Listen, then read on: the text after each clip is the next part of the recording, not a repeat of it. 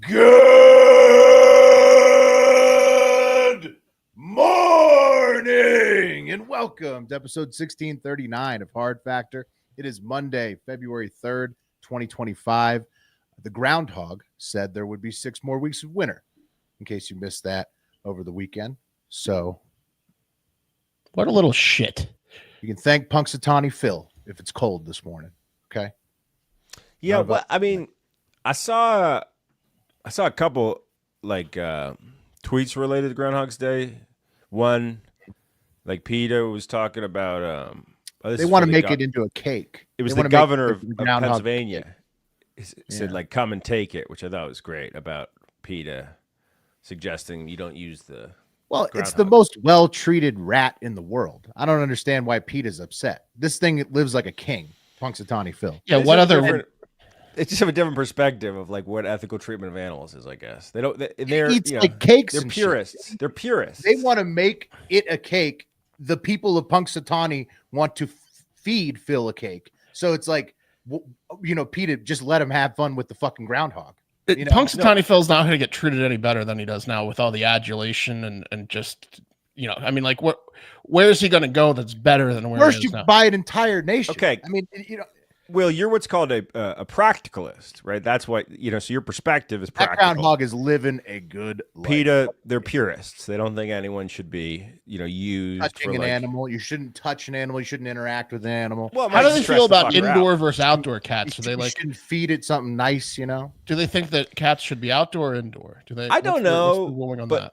But can we get Peta West in here? Because he sent us an email a few weeks ago. Here's what I know. I don't like PETA bashing because PETA in general are the most well-intentioned individuals. However, they might say some things.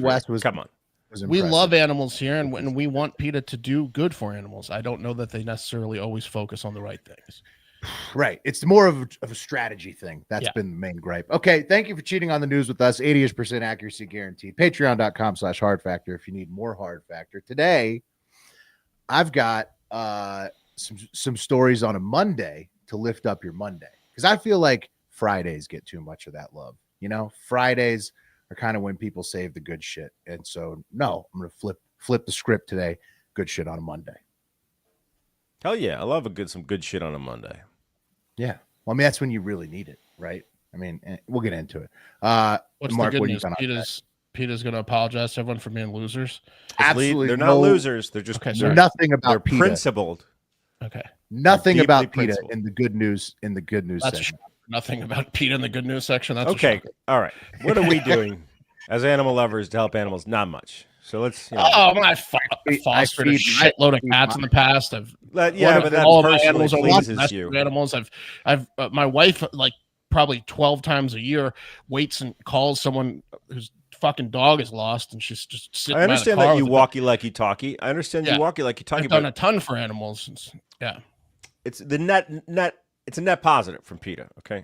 You know what I mean? It's a net positive. Well, they upset people, especially the people who disappoint me because they should be. It's such a layup. They should be. It's just you love animals. You should be widely respected and loved by everyone. And instead they tell you. Come on the show, Peta West. We got some ideas for you. We want to help you out. We want to help your image out. We know you're listening, Peta West. I'm trying to create a safe space for him, is what I'm saying. You see what I'm doing? Oh no, we're not going to tap Peta West. I'm going to offer my services to Peta West. I'm not even against you, Peta West. I just want to understand, why does the groundhog who is fed so well need to be cake? We want to turn your image around. This is not our Wes who we're projecting PETA on. This happens to be the PR guy at PETA. His name is Wes. Who's reached out before. Yeah. Okay. He has reached out to set the record straight. Clarify a couple things we've made about PETA in the past. Okay. So Mark, what do you got on deck? What are you telling us? Well, I have horrible news stories. So you have the good news, and I'm going to bring us right back down to earth. Good news first. Like a plane in Philadelphia. Okay. Oh, yeah. Right back down to earth. I didn't actually do a lot of research on that, but 6 people died, including a girl who just had life-saving procedures. And all of them were medical people that were going back to Mexico. And it was like, oh, the little girl's life saved. And then all of a sudden they hurtled towards earth like a missile. And it was insane in Philadelphia. Plane crash. Everyone died. All right. Well, that's just a teaser. Your mind nice and padded with good news before we talk about that one. And then, dude, I'll tell you what, bat and cleanup, technically the whole 3-man, but we don't have 4 men on the show tonight. This lady who I think is from New York City. I that's what I put in the title of the episode on the stream. I don't know. She has definitely a northern accent. She is in Pakistan right now, just running a fucking muck. She's running a muck over there. She went over there with some like love. It was an online relationship she thought was going to end in marriage, and it didn't. And now she is showing Pakistan what some New York attitude can do in terms of getting hers. So we're going to get into that. And it's one of the bat shittiest crazy stories of all time. I'm excited. Well, since we played no ghost runners here and no one's behind you, swing away, Pat. You got nothing to lose. Cool. Yeah. That's awesome. Yeah. It's sad. There's a lot of ghost runners today in baseball because not enough kids playing baseball. If you got kids, get them out there on the baseball diamond, okay? Well, look, that's my PSA. Played during that same season. Well, when you only have 3 kids playing, you have to have like a ghost runner, right? Because like I know I'm saying that, but like we had a ghost. Now it's like a ghost team. It's just 2 kids out there, and then just you ever cheat and be like the ghost runner's going from first to third on that weak single? I don't know. Ghost runners got legs. Yeah, it's true. Geez, I wonder what made baseball so unlikable in America. Ghost runners. Everything about the sport, was it honestly. The '94 strike. How long you got, Mark? Strike, definitely. I mean,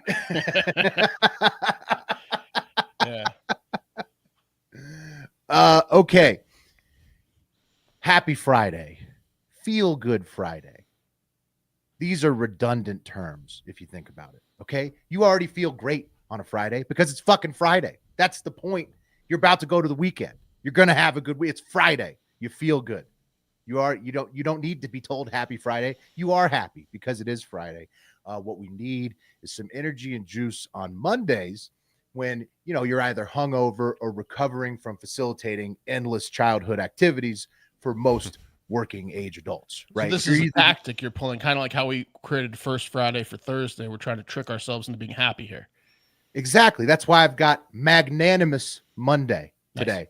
Nice. It truly is magnanimous, an underused word about just people being nice to other people. Well, you got to read that definition, dog, from Webster's. Yeah. This one's the Oxford, and it says it's an adjective, magnanimous, generous or forgiving, especially towards a rival or less powerful person. The whole second part of that isn't as important. It's the magnanimous spirit, being good to each other that we're going for today. Majestic, magnificent, marvelous, all contenders, but no, magnanimous is what I went for, and you'll see why. What has a great usage of magnanimous, right? No. Shawshank Redemption. When after he does his taxes and they all get around to beers and the guard had suddenly whatever the hell the jerk guard, he even appeared to be magnanimous about it when he was letting them drink their beer. He was. Man's more of a Mark's man favorite movie with the cold sud in his hand. Well, it makes me feel magnanimous, Pat. Yeah. Yeah. See, magnanimous. That's what it makes me feel. Yeah, it does. It feels great to be magnanimous and to be feeling magnanimous. So speaking of magnanimous gestures, the AI isn't always scary, guys. Check out what AI-powered translation glasses are doing for deaf kids. And I'm very sorry in advance about the background music in this video. So it's a deaf girl. She got glasses for her birthday. Happy birthday, Kendall. Oh, wow. Transcribes the words as I love you. Speaking them in real time. Yeah. Kendall. I love you. Kendall. Oh, wow. That's awesome. Cool. Now, this technology has existed for about 15 years. Was it like 3D glasses 15 years before the glasses, the heads-up display on the glasses is new. The instant transcription has been around. Yeah, pretty badass though. Yeah, instant transcription, but powered by AI. Powered by AI now, 11-year-old Kendall, who's deaf and using sign language since 6 months old, can now read real-life captions for herself and others all the time, and they look like regular glasses. It maybe has been available for a while, but now it's actually accessible. Made by HearView. Right now, these puppies are about $1 $1,400 US, but they'll get cheaper as the robots get stronger. So, it's not all bad becoming the inferior race on Earth to the robots when deaf kids are really getting these great classes. Okay? Imagine what that would have cost when we were kids. It would have been $15,000. $1 million. Yeah, I mean, mm-hmm. an unrealistic amount of money. And now your ass will stay deaf. Just stay deaf. For sure. Sorry, pal. Now it's more learn how realistic. to sign faster, okay? Yeah, read lips, motherfucker, because right. You weren't getting it in the 90s and the 80s. Yeah, but now getting more realistic for kids, enriching their lives, and it'll get cheaper as the robots get stronger, which is awesome. And speaking of robotics, how about riding a robot down to the middle of the ocean to party with 119 of your closest buddies? Does that sound fun? Not at all. Does that sound like a magnanimous time if you set that up? Sounds like the director of Avatar is throwing a party. I think right now a bunch of tech bros should do that, because I think Silicon Valley needs to check themselves. I say round them up, make it the new trend. Start sending boatloads of them down to the bottom of the ocean. Let's see what happens. Yeah. Well, but they're in homies, luck. no. Okay, right. But I mean, but they should throw these things and invite us, and that's what the underwater entertainment platform, UWEP concept vessel by U-Boat Works is all about. See what I'm showing you right now? It's a submarine designed for partying.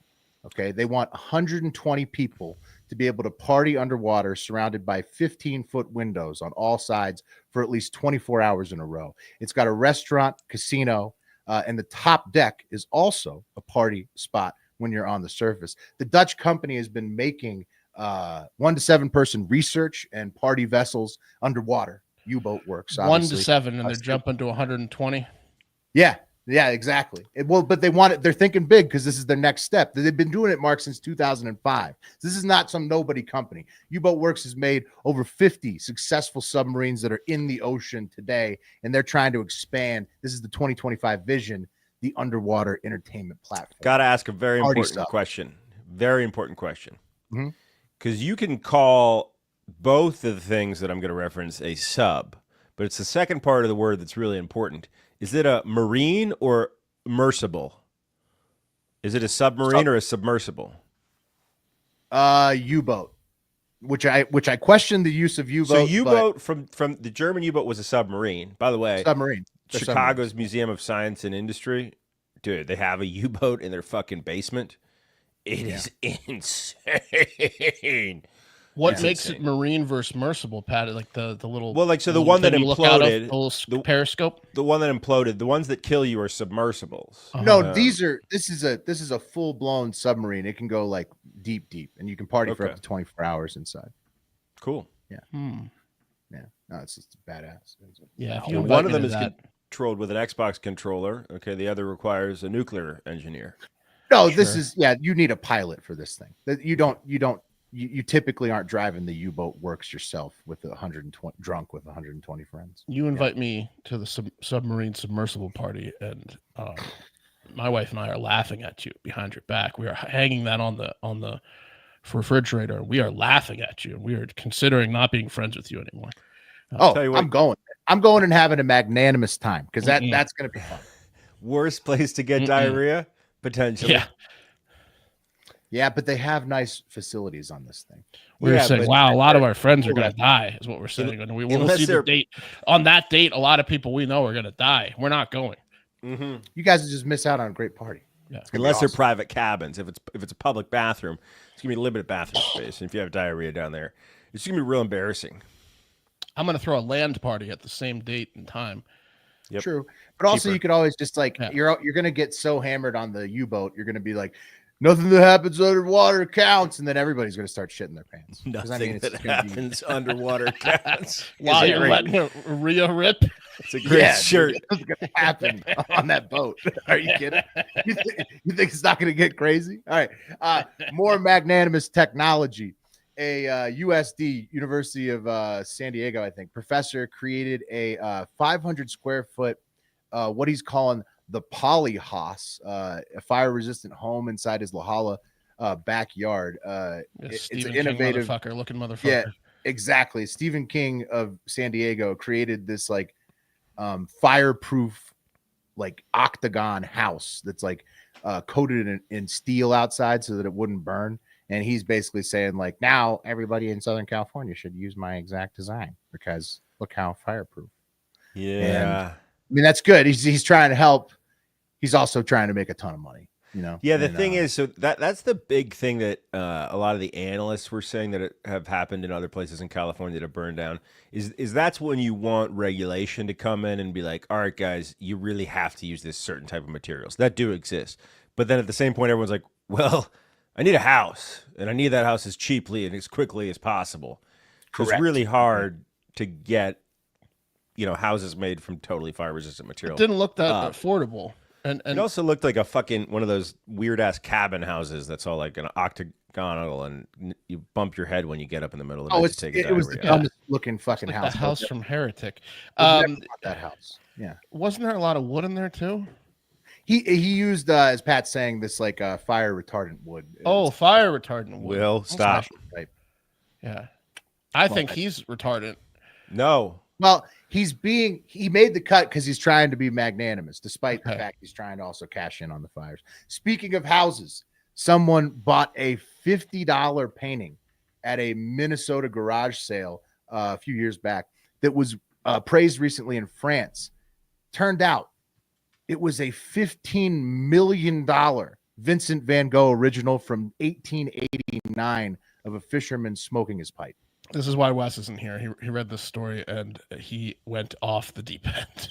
Dude, imagine being the fucking person that sold that shit for $50. You got to give them some of the money, right? It doesn't matter. These things don't work out. It was like the bus that was found at the thrift store in Austin. You know why it was found there? Because it was stolen by the Nazis. How much you want to bet? Right. No. Is the government or a museum stealing this, Will, or is it? No. But the unnamed art collector in Minnesota. They handled it. They get all the proceeds. No, they found it. They go around garage sales looking for dopes who don't know what they have, and they found this $50 original Van Gogh in Minnesota a few years back. Finally got it appraised in France this year. It is a $15 million 1889 Van Gogh original. These guys should play poker. How do you hide your huge erection when they're like, "Oh, it'll be $50," and you know it's worth millions? How do you? It's insane. You feel bad. I mean, they got to give them some money. You have to give them some. You feel 10%. A little bad. You feel a little. You got to drop some cash in the mailbox, man. That's fucked up. Did you guys see that story recently of that guy who went to a restore, right, which is Habitat for Humanity store you go to if you're broke? He bought an ottoman. It had $40,000 cash in it, right? Because whoever owned it was a crazy, didn't trust banks, probably Depression era lady. And this guy's old as shit too and could use the $40,000. You know what he did? Called the restore, said, "Who gave this to you?" They tracked down the woman who donated it on behalf of her grandmother who passed. And he said, "I just wouldn't feel right. I got to give the money back." Well, these people nice, made a profession of not being like that. These people made a profession of doing the exact opposite. In fact, they prey on the unsuspecting who have these people go home with their wives and they laugh at these people. Boys, it's not as easy as you think that it is. I've been to I went to a couple of estate sales because I used to live next to the nicest neighborhood in Austin. So whenever there was an estate sale in that neighborhood, I would cruise over there. And dude, there's been 2 or 3 times I was like, good? Dude, I bought these bobbleheads that I thought I was totally snaking these fools. I thought I was totally getting one up on them. Yeah, like the collectors, yeah. And I took them home and they were fucking replicas. And they were snaking me. That's bullshit. That sucks, man. Well, at least you weren't the person that sold the fucking Van Gogh for How did this moron get their hands on an original Van Gogh? Dude, it was like obviously their grandparents or something who had bought it. No one wanted to clue these dipshits in on this? Right, but the grandparents bought it. They didn't know who Van Gogh was. They probably bought it back in the day. Great-grandparents got passed down. All of a sudden, it ends up in this fucking garage sale, and these predators. No one murdered this family for this painting before this? Dude, this happened in Kate's family. This happened in Kate's family, not at this level, but in the level of $200,000. This happened in Kate's family with some art that was in an attic. Still wild. I mean, imagine 15 million. That's life-changing. Crazy. They need to drop some cash in that mailbox. Be magnanimous about it. And most magnanimous of all, LA homeowner Sammy Arbeed had called to have the power restored to his Altadena home after the Eaton fire last week. So he's back at his house. He's like, all right, let me get this power turned back on. But when the workers got there, the crawl space access was blocked by something. What's that? I know what it is. There. You know? Yeah, I bet you do. Very viral story. They popped a camera down there, and it turns out it was Barry the bear. All 525 pounds of Barry the black bear was down in the crawl space, hiding out from the fires down there. That's a big black bear, dude. 525 is a big black bear. Look at that picture. He's thick. Yeah. He could be brown. Big He could be a brown bear. That's how big he is. Yeah, right. You might get confused, but he's just a massive black bear. What is he eating in that basement? How's he staying so big? Whatever the fuck he wants in the neighborhood. It was the Eaton fire. Yeah, true. It's true. Barry be eaten. So Barry was obviously too big to tranquilize and drag out. Nobody wants to do that to a 500-pound animal. So, quote, we got some apples, peanut butter, and some rotisserie chicken, unquote, said the city environmentalist scientist Kevin Howells. Told that to KTLA of the rescue mission. They coaxed Barry out of the crawl space. And while Sammy, the homeowner, had named him Barry the bear, he admits it's probably a notorious local neighborhood bear called Victor, Mark, who eats whatever the fuck Victor wants to eat. I think we've talked about Victor before, Victor. Yeah, and Victor was smart enough to find that crawl space, and good for him. And now that Victor is famous, a lot of those other lady bears are going to be looking his way. He might want to drop some of those 525 pounds. Well, no, I think you didn't see the end of the story. The homeowner now has a brand new rug. Oh, see, Taylor's got a different idea, Pat. He says that's the bear's house now, and I mean, if you got a bear frogging in your house, that's tough. What is frogging? True. It's when someone lives in your house and you don't know it. Usually a human Squatting. psychopath. Yeah. Frogging. Why did you shift from squatting? Who were you hanging out with that dropped? Squatting is like the owners aren't there and you're squatting. Frogging is the owners are there and you come out at night when they're sleeping and you put your penis on their forehead. Oh, wow. Fuck? Okay. Frogging is when the owners have no clue that you're living in the attic of the Way basement. creepier. Okay. Yeah. Yeah. Barry is frogging, dude. That guy's gonna end up with a headache because Barry's got a big dog. Yeah, Barry's frogging. Yeah. So what's a bear dick look like? I don't know. Barry's is huge though. 525 pounds. Yeah, you don't want to find out. Bear penis. Oh, apparently they were a band during the indie sleaze period of the 2010s. Bear penis, but then hold on. Oh, nice. No, I'm kidding. There was bare hands, grizzly bear. I can't see. There's not like a readily available picture when you Google bear penis. They might Well, now that they've got Barry in the lab, they might want to take a picture. And speaking of Barry and his and what he might want to be doing, he may want to drop some of those pounds to look a little bit more sleek for the local lady bears. Because I mean, he's a celeb now. He's going to be getting that attention. And lucky for Barry, if his paws can work a cell phone, Fitbod is the perfect app that he or anybody else should try if they're wanting a simple and effective way to get in better shape. All right. Fitbod is like having a personal trainer in your pocket that builds you a fully personalized workout. There are plenty of fitness influencers that are trying to sell you less for more. Fitbod combines the workout planning and tracking you need to stay consistent and make progress all on your app right there on your phone. Just download the app, tell it your goals, how much time you have to work out, and boom, it personalizes your fitness plan right there for you. It spits it right out. Workouts adapt to your growth. Each workout is challenging enough to push you to make progress, but it also, keeps you on track scientifically. They got the algorithm for it. Fitbod tracks your muscle recovery so you can avoid burnout and keep up your momentum. Fine-tuned by experienced certified personal trainers to bring the best practices and exercise science to you. Achieve New Year resolutions and learn new movements the right way with over 1,000 demonstration videos. It's like a personal trainer, but right there on your phone. It's cheaper and easier to build a custom fitness plan that works for you. I've already lost 5 pounds using it for 2 weeks. So woo, Fitbod works. Level up your workout. Join Fitbod today to get your personalized workout plan. Get 25% off your subscription or try the app for free for 7 days at fitbod.me/hardfactor. That's FITBOD.me/hardfactor. Nice. Also get your starting weights in for the Fatathon in the Discord server. Pairs well with the Fatathon. Yeah. If you want All right. Well, it's time for some bad news. This is the Magnanimous section. And it's time for a Justin Baldoni, Blake Lively update. I've been hit with tens of thousands of questions, and I figured. When are you gonna get back to this type DMs? People story, just edging people along. So it's long overdue. I haven't been talking about it on this show a lot because I've actually been recording a side project on the topic, and I've got about 23 hours and 12 minutes of audio recorded of me just talking about it. So I'm calling it "Isn't She Lively?" I'll be releasing that soon on SoundCloud. Yeah, good title. Yeah, it's not bad. I mean, I put some effort in it. So here's the updates.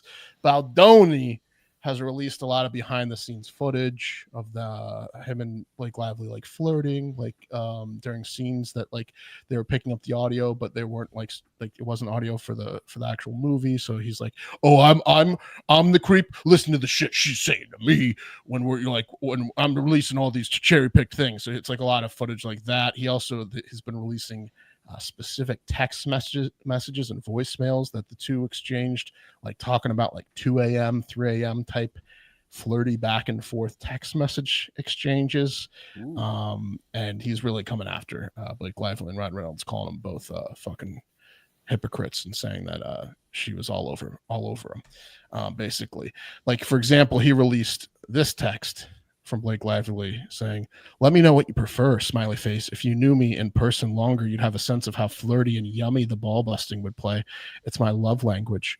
Spicy and playful, bold, but never with teeth," which she did get mad about the teeth thing. So he didn't take the teeth thing. I don't know why he released that one, because he's in trouble for using his teeth on her. He sent that or she sent that? She sent that to him. Okay. And then Baldoni, he's cherry picking. So he's got all these receipts he's dropping out. He's not putting his response to that out there, but he's putting that Lively text out there. Then he also sent this fair receipt to drop. Yeah, he sent this one from Ryan Reynolds, a text that said to Justin Baldoni. Ryan Reynolds said, "I'm excited for you two to work together," referring to his wife and Baldoni. And he said, "I'm excited for Blake to crack open her creative piggy bank with someone as dynamic as you. This is going to be incredible," all caps. "I happen to adore you, Justin."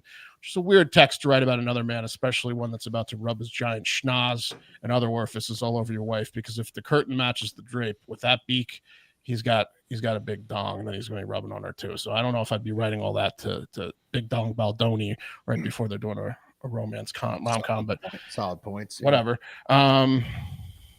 Maybe he's into it. So that's what's going on. Apparently, Lively calls. Well, go ahead, Pat. I did a little. I've been working on my own chair in the room. My own series. Baldoni, Lively. We can release them at the same time. What's yours called? It's untitled. Yeah, it's untitled. But I did dig in to some of the reporting related to the PR company that he hired, and there's some really like. I didn't know to the degree that you could ruin someone from a PR perspective. I didn't know there was like a ruiner, but there's a ruiner that he hired, and this guy did everything he could to ruin her. Like essentially, like, well, now he's got the text messages, so he's about to hit full ruin stage. You can ruin anyone if you're good at as good as these guys, for sure. These guys are. It was a calculated ruin campaign. What's so crazy about this whole saga is that Ryan bend the internet against her. Yeah, Ryan Reynolds is now also burning in the flames too. Yes, he was initially being spared from this drama, but now that Baldoni is dropping the receipts, Ryan Reynolds is getting his ass. Yeah, see, it's all fun and games until the PR company comes in to ruin you. They did something as shady as they told. So when you're a movie star and you're promoting a movie, you get like a sheet, like a beat sheet of how you should talk about the film or like what the marketing narrative is. Right. The movie's about domestic violence. The beat sheet was insensitive, right? So the beat sheet said something like, make this about the girls, try to get the girls out there. So Lively said, grab your girls and let's go see this thing and grab some popcorn and shit. She's going off the beat sheet, which really someone fucked up putting that out there. They then took that video that she put out saying exactly what they told her to say and was like, this is insensitive. She's not even talking about domestic violence. And then he made his thing about domestic violence. Yeah, smart. So it's shady shit like that. Yeah. Oh, it's very shady. I mean, it's a gray area. I'm sure she was a little flirtatious. He went over the line. I'm sure no one's innocent in this entire thing. The other thing, it's gotten way out of hand. This is what fucked me up the hardest. But the thing is, she recut the movie on her own. He's the director.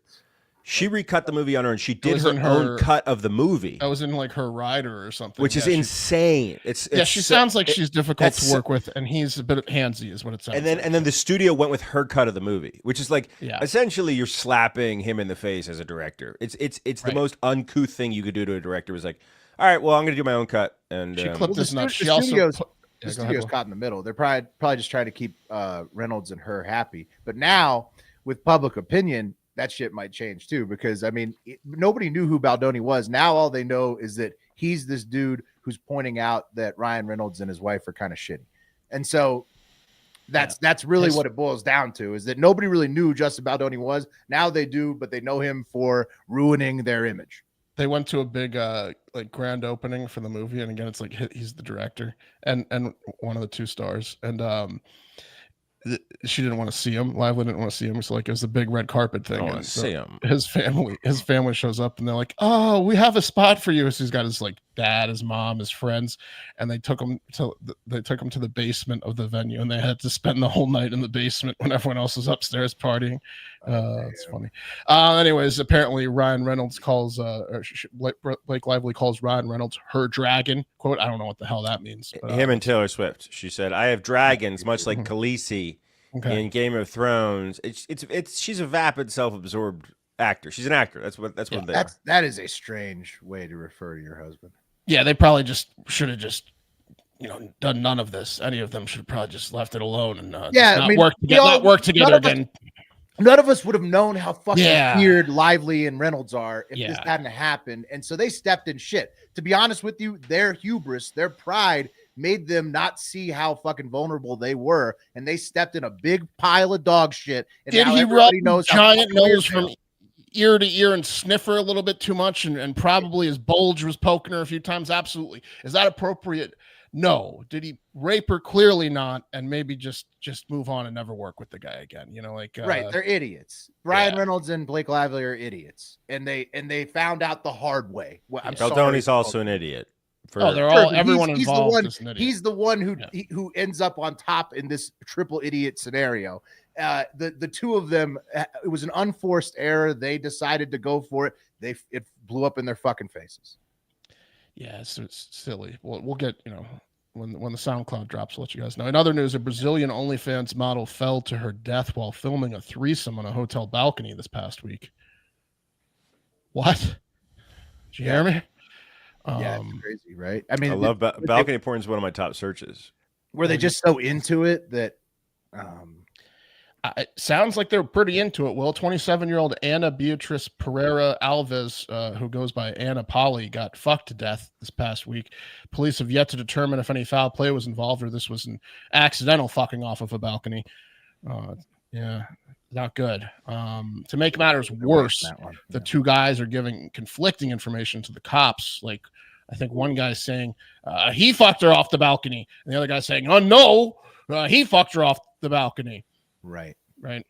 So should have been more focused on drilling down the rivets instead of drilling her, making sure there was secure. Isn't there also a considerable amount of video evidence, right? Well, they're going through the CCTV tape. What about just again and again? The camera guys. What about just the camera guys in the room? Right. That's what I'm saying.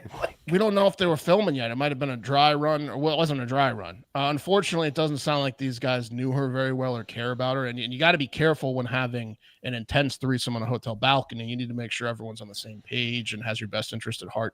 You don't want to just get two random guys that are going to fuck you off the balcony. They'll toss you right off the edge. Yeah, that's not good. Live internet comment from Tiller. What's the best way to show respects? And you know the answer to that, Tiller. Her name is Anna. What? Polly. There she is. Polyamorous. Yeah. So flags at full staff. Yeah. Would you watch that porn? No, but I'd watch her other work, her earlier work. Okay. Right. To that's pay what respects. That's what Tiller. Out of respect. Out of respect. Yeah. Okay. Respect. We ready for the love triangle? I mean, this weirdo lady going over to Pakistan. Yeah. All right, let's get into it, guys. Onijah Andrew Robinson. Now, I think this lady's from New York City, but she has spent time in Charleston. I don't know, but she's claiming to be a 33-year-old woman. Who knows? She's definitely American. And I guess last October, she flew to Pakistan to marry 19-year-old Nidal Ahmed Menman. And when she got there, Menman's family was not cool. Now, look, she's respecting Pakistani customs. She has her head covered, okay? She's speaking to the best of her ability, using Arabic. She's saying assalamu alaikum. But she's clearly a 33-year-old married woman with 2 children from the States. And the family was just not down with her coming over there and marrying their 19-year-old son. And I'm guessing Pakistan's the type of country that you're involved in that kind of thing. You don't tell mom and dad, fuck you, mom and dad, I'm doing what I want. You do what mom and dad wants. And the family did not approve the marriage. Right. So she was stuck. She didn't know what to do. This is back in October. So she couldn't come home because the U.S. Well, so here's the thing, Will. Did we tell her, like, hey, you're just so crazy, we don't want you back? This story is so strangely reported, okay? And there's no major respectable news outlet that's reported this. It's a lot of weird, terrible news outlets, a lot of Pakistani news outlets. So I'm going to give you pieces of information, but the entirety of the story is yet to come out, okay? Here's what I do. It hinges on the fact that we wouldn't let her come home, which is funny. No, it's not that at all. It's not that at all. Like the woman, Was the she woman like is lower than the goat in that household? Like, yep. The woman is the woman is mentally ill. This is, and I don't normally like to cover stories of people that are mentally ill, but this is just too great. It's just too awesome. Gotcha. The fact that she's just ripping and roaring through Pakistan. So after Menman's parents said no way, she may have camped outside of his house for about 30 days. Okay, and a lot of Pakistani press has started picking up on the story. It's a big fucking story over there. And the first thing that she did was she said, I'm short on money, okay, and I'm ready to return to my country. Please provide me a ticket to New York City. She went to social media, and this is like as the snowball is building, the media snowball of people picking this up. And her sons, who are very worried about her back in the United States, they bought her a return ticket, okay? And she initially arrived at Jinnah, an international airport, but declined. She's 33 and her son's presumably not that old, scrounged up the money?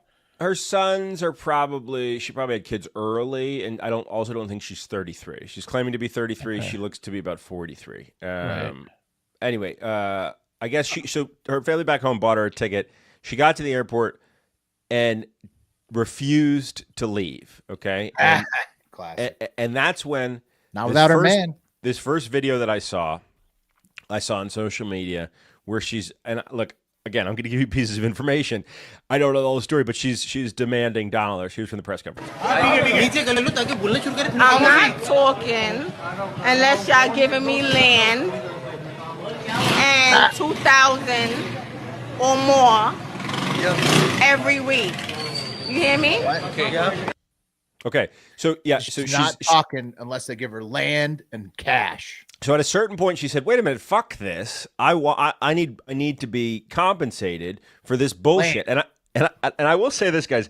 I don't know much about the culture, but I do know that the Pakistani media, a lot of the media, has picked up on this and has calling out the 19-year-old, being like, "You need to marry this woman." Okay, they're a very traditionalist culture. It's like you brought her over here to marry you. She flew all the way here. You gotta marry her. What are you doing? They're siding with Pakistan's media. Siding with her. Yeah, they're siding with her because essentially, it's a sacred bond. Okay, she's doing her best. Anyway, yeah, I mean, they agreed to it over a mail order husband website somewhere on the internet. So it's unclear if she's demanding money and land and Pakistani citizenship from the government or from Menman and his family. I don't know. Sounds like the government. Right. Okay. Well, the government, because of Menman, because she's like, Menman told me I'm going to be over here and be a Pakistani. I want to be over here and be a Pakistani. Menman will not let me. And so Now she's put the ball back. It'd be a lot easier to make this thing official with some fucking land. Right, you know? exactly. Okay, so she also dropped this, dude. I'm telling you. I mean, how many fucking microphones were there at that press? There was 15. Like every news outlet is there. She also said this. Not a single person at that thing could give her land at all. Well, dude, she's but, just. But I love how she demanded it. And, okay, so she is from New York. She is from New York. And she figured out the loophole. All the Pakistani. All right, y'all fucking Pakistani reporters. Somebody's gonna give me land. Right, she's like calling for parlay with the pirate. She's pissed. She knows what she's doing, and she knows that like people are mad at Memnon. So she also said this in a separate news conference. Got the land. Your future plan. For y'all to give me $3,000 a week, $3,000 USD every week. Will you go back to your country? I'm becoming a citizen of Pakistan. That's all I gotta say for tonight. She's their problem now. She wants the dough, guys. For real, dude. Right. Okay. All right. So after she had a ticket, she refused to leave the airport. Then she got in a cab and she took a taxi back to Memnon's apartment building. Okay, where she stayed in the parking lot for nearly 30 hours. This is last Thursday. And I guess the apartment building was like, you got to get out of here. And she was like, no fucking way. Mud in this town, dude. He brought all this fucking chaos in. Not until I get cash and land and citizenship. Okay. All right. Then she, I guess, went to, after she left the apartment building finally, she went to Chippa Charity Shelter. So this is crazy. So in Pakistan, there's this guy. His name is Muhammad Chippa, and he's this is according to Wikipedia. He's a Pakistani philanthropist, social worker. He's based in Karachi, where she is. He's the founder of Chippa Welfare Association, an NGO in Pakistan known for its social work. It's also the second largest ambulance service in Pakistan. But there's something strange about this. So I don't know what the social services. They give out land? Well, the social services are clearly not good over there. This guy, this guy is like, I guess he's like, it smells like shit. It smells like shit what this guy's doing. You know what I mean? It doesn't seem like he's being totally magnanimous. Okay, it seems like he's got an angle because at the press conference, the non-profit ambulance business is Pakistan, the most on the up and up. But he does run shelters, so she got to one of these shelters, and this guy's famous as shit. Describe the Church of Scientology right there. I mean, I got to explain this, that like the coverage is that he went to a Chippa charity shelter. That's how I referred to it. That's how many he has. It's like, what do you need help? Oh, you go to a Chippa charity shelter. But Chippa himself got involved. He realized the media opportunity of this, and they ended up doing a press conference, and this is fucking insane. So Chippa obviously is a big swinging dick in Pakistan. Huge. He's got these Chippa charity shelters. He's doing this press conference. At this press conference, I'm looking at the thing, about to play it. It's her and Chippa. He's like, in his late 70s. Everyone around him is wearing Chippa shirts to him, like he must be running for office. Like it looks like he's. But no, it's a cult. All right, so she's staying at the. Thing is a cult. Yeah. She's staying at the Chippa shelter for a couple days. Is Chippa like leaning into pretending to be like friendly with her? Well, dude, she wants. Okay, so apparently I was reading some of the comments, and Chippa, you're gonna hear him speaking in Arabic or Farsi, I'm not sure, and he's saying essentially like, "We got to get this lady back." Here's the press conference. जो sister है, वो आप सबको good morning कह रही हैं. I came here to visit today to fix up this place, to reconstruct this place. Okay, for Mr. Chippa. Thank you. And that's all. Thank you. Have a good day. Just have a seat, sister. Have a seat. Please sit. Please, sister. Please. 5 minutes, please. No. जब मुझे पता चला कि ये कल शारा फैसल पे जो है वो के पास आ गई हैं और फिर उसके बाद जो है वो Listen, I hope he's saying the right things, okay? Like I said, Pakistan needs to be reconstructed. I'm asking for $20K right away in my pockets at the end of this week. That's all, folks, for today. That's it. He have nothing else to say. Goodbye. Assalamu alaikum. वालेकुम अस्सलाम. Thank you. अब जो भी ये मामला जितना हो गया 2-3 दिन बहुत हो गया भाई, बहुत हो गया. बस है. बस. He talks too much. Listen, he talks too much. That's it. Yes, that's it. Yes, yes, I'm saying. pointing at ये him? भी देखें यही मेरी बात की तारीफ करनी है. Listen, you talk too much. Okay. We don't know what you're saying. अच्छा, अब ये सारी Wait, चीजें हम जो आप what? अभी देख रहे हैं. He's the only one speaking English. But they understand what he's saying. He's speaking his home language in front of his people. Wow, she is insane. Wow. Yeah. No, she's full crazy. Pat called it on that one. But How long until these guys get fed up and just kill her? You know, not long. Oh, I think they're gonna deport her. I mean, like that's deportations. They've been a hot thing in the news recently. This is what they're made for. Is for this woman. You deport this woman back to America. When she's a few finger points away from getting when killed. Chippa can't get through to her, and he's the biggest cult leader in the country. I mean, she's got to go. You got to. Well, so you don't understand. She's taking the country by storm. She's getting a lot of now marriage proposals. No. Okay. Yeah, that would be the best if she stays from another crazy dude who wants to marry her. Okay. Abdul wants to marry her. My name is Abdul Rahim, and I want to marry this woman. Okay. Yes. This man says if she's willing to settle in my neighborhood, I'll give her $5,000 and she can marry me. Nice. Boom. This man, who's like taking a page out of her playbook, said if the U.S. pays me $50,000, I will marry her. Smart. But he says he needs to come here. I think that would be smarter if he accepted her on his home turf, because the U.S. is licking their lips to maybe not take her back. Well, there are some reports that she's getting the help she needs in a mental institution. But again, I don't know. Okay, what was Chippa's angle? I don't fucking know. I've never seen this from a woman. No, ever. dude, she is. This is I love this. So She's unusual. This is uncharted territory for Pakistan. She is ripping Pakistan She's fucking wild apart, dude. Yeah, I love it. kind of like Anyway. That's an awesome story. That's an awesome story. Anyway, we'll keep you updated on what goes on. And look, it's never fun to make fun of anyone with mental illness, and I hope she gets the help that she needs. Except for when they end up in Pakistan and they're running the country from press conferences. I do love that. I love to think about what a strong-willed and, as Connor Crawford live internet comments says, Jamaica Queens woman says, sound like a Jamaica accent. Yeah. A strong-willed woman from Jamaica Queens is going to bring Pakistan to their fucking knees, and I love it. These Pakistani men are loving it. They've never had this in their lives. Dude, they're loving it. They're all on her Chippa side. loves it. This is great. Yeah. Menman, you disrespecting, you're dishonoring your family, Menman. People are willing to risk it all for this lady. It's like when a CEO goes to like a BDSM thing and lets the woman shove stuff in his ass because he's been dominating people all day. This is like the Pakistani men are getting this Jamaican Queens woman in their face and they're loving it a little bit. She's not going anywhere. I love it. She might become president. Like if we knew anything. She's well on her way. Yeah. Like Chip is clearly taking advantage of the media attention she's bringing. Yeah, but he couldn't even contain her. Chippa was being put in his place. The next press conference, they're going to have her name on the shirts. You know, like she's getting close. Yeah. That's the show. We'll keep you updated. Get out there and have a great fucking day. Magnanimous. Son of a bitch even happened to look magnanimous. The cream of the crop!